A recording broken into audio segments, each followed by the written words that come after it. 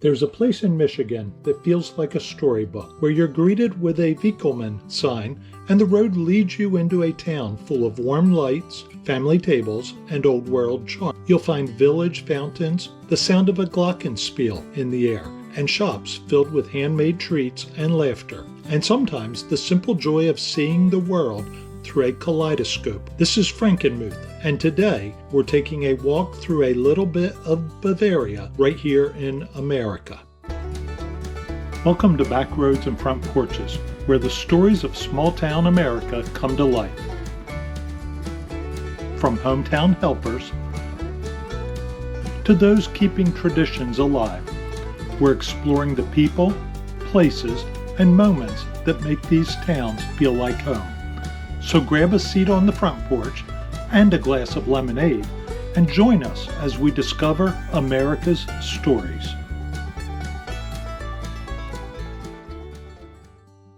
As you drive into Frankenmuth, the feeling shifts. The rooftops, the timbered buildings, the flowers hanging from every porch, they all begin to tell a story.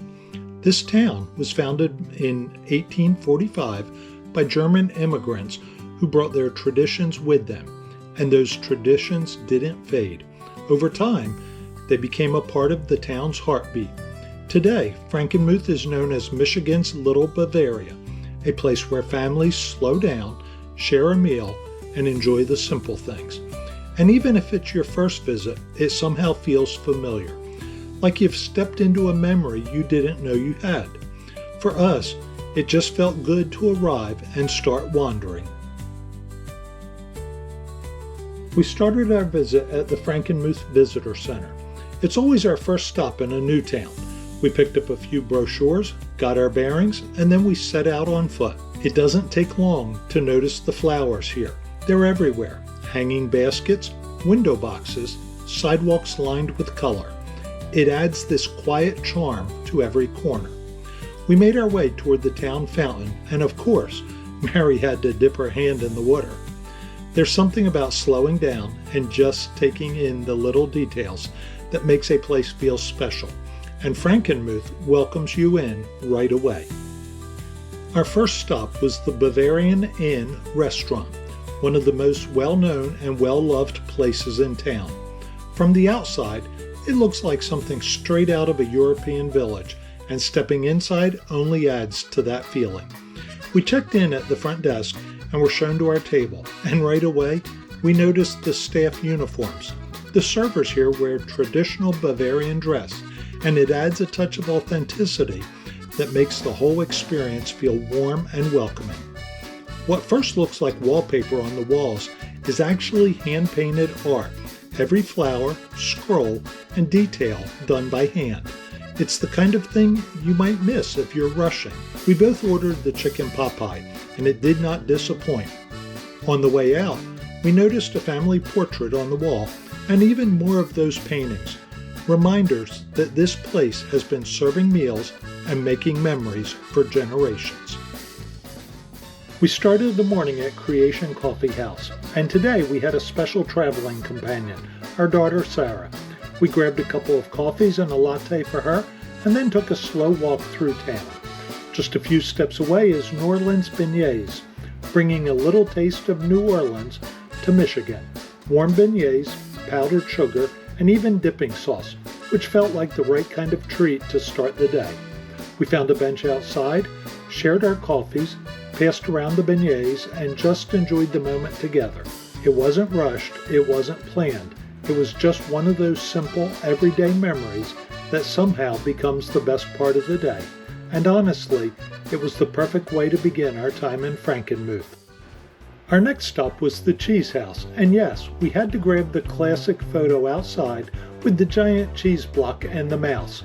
It's practically a Frankenmuth tradition. We timed it just right to catch the Glockenspiel on the front of the building.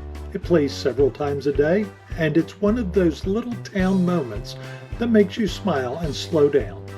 Once we headed inside, Mary and Sarah were immediately drawn to all the cute souvenirs and kitchen gifts, and there was a lot of them. But we were on a mission. We were here for the cheese. The Cheese Haus carries more than 270 varieties, Everything from classics to flavors you didn't know existed.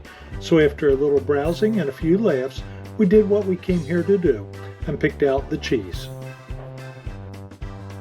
Inside the Frankenmuth Fudge Kitchen, the first thing you notice is the sheer number of flavors, row after row, and yes, we tried a few samples. They weren't making any at the moment, but we could see the marble tables where the fudge is poured out and cooled. We picked out a few of our favorites, and with their buy 3, get 1 free deal, we decided to split it with Sarah. With our fudge in hand, we headed back out to wander a little more. We wandered back to the Bavarian Inn to see the Glockenspiel.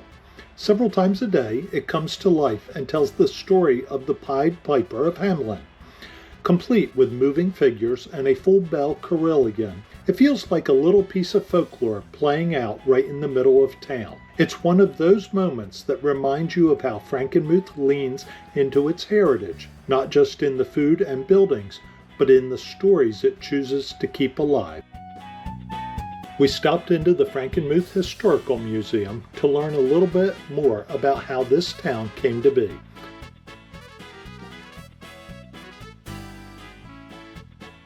The story begins with just 15 Lutheran missionaries who traveled from Bavaria to America in 1845. They settled here along the Cass River, bringing their language, their faith, and their traditions, the foundation of the Frankenmuth we see today. The river played a big role in daily life, powering lumber mills and providing water for everything. And yes, Bob had to test his strength carrying buckets. Let's just say it gave us a new appreciation for the people who lived here back then. We were reminded of something we learned earlier in our travels at NAS Wildwood, that even small towns played a part. By the mid-1900s, Frankenmuth began embracing its Bavarian identity more fully, and that's when it became known as Michigan's Little Bavaria. Near the end of the museum, there's an electronic coloring station. Mary gave it a try. The final exhibit features the town's covered wooden bridge.